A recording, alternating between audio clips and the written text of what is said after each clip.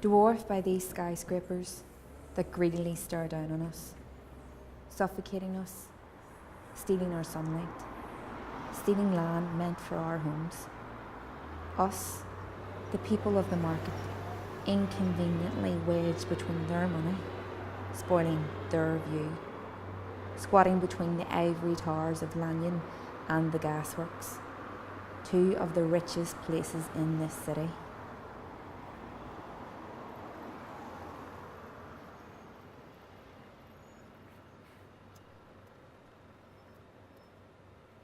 You know nothing about us.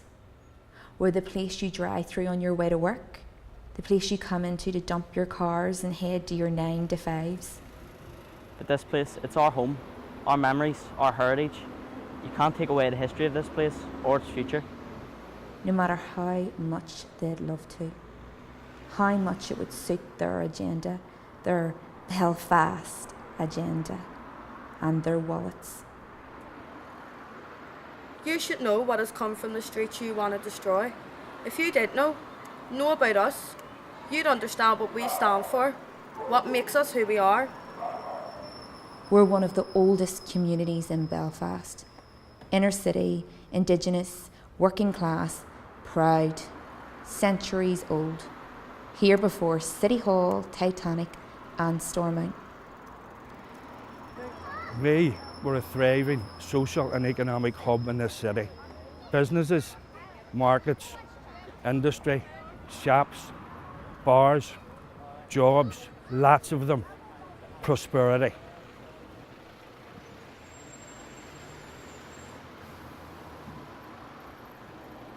Much of the wealth that Belfast was built on was created by our community.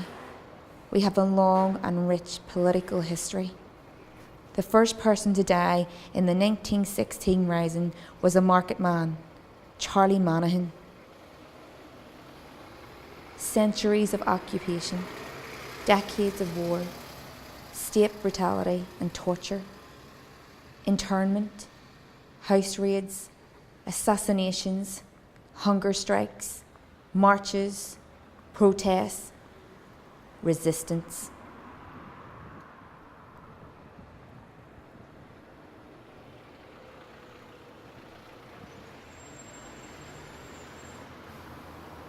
In the 1970s, the market was redeveloped by those in power, an elite who thought they knew best, and who thought it was time our people were taught a lesson.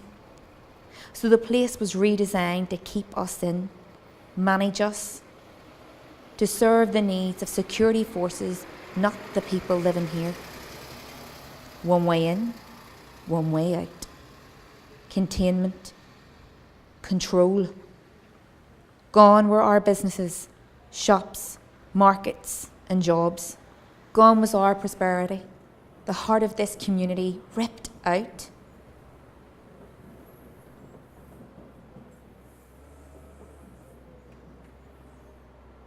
This is what they called redevelopment.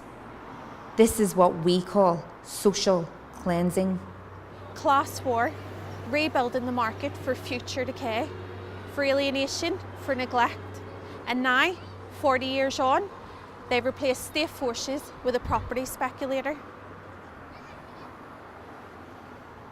So we're being swallowed up by high-rise offices that lie empty, and developers that lie fully about the prospects they can bring to our city.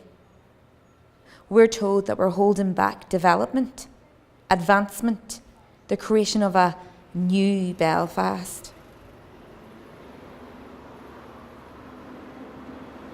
What's advanced about building empty office blocks while families are living in hostels? What's advanced about giving away public land meant for social housing to millionaire developers while families with 4 children are living in 2-bedroom flats? What's advanced with over 100 families in our community living in housing stress? Over 100 families in our community live in severe housing stress, intolerable conditions, damp, overcrowding, homeless, children growing up in hostels, sleeping on sofas, exploited by private landlords charging extortionate rents, working all hours to provide, but it never being enough to put a roof over your head. Denied of the basic human right to a decent, affordable home, while the people with the power, money and land to build social housing do nothing. They ignore us, fill us full of fake excuses, deliberately discriminate against us. It's 2018 and we find ourselves fighting for the same age-old rights. The right to a decent education. The right to work. The right to be free from poverty. The right to social housing. The right to economic justice. Not just the right to an equal opportunity, but a right to an equal guarantee to the city, to own it, to shape it. You'll say to us, we understand far better than you. You can't have it all. We are in a time of austerity. There's tough decisions to make. It's either or, it's economics. And this, while RHI, Carillion and NAMA strip the public purse of millions and millions.